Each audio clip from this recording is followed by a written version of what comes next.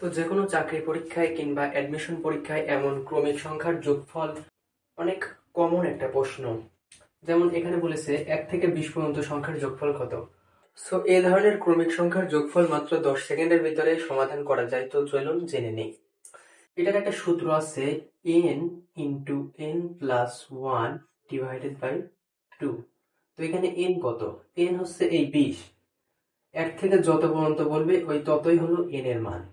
তাহলে 20 into 20 plus 1 divided by 2।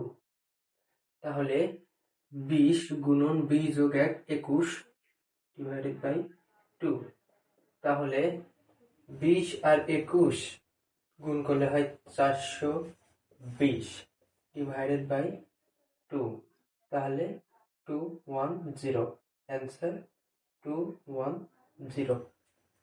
এটা এটা বুঝে থাকলে 1 থেকে 30 পর্যন্ত সংখ্যার যোগফল কত এটা করে দেখাও। কমেন্টে উত্তরটা বলে দিও।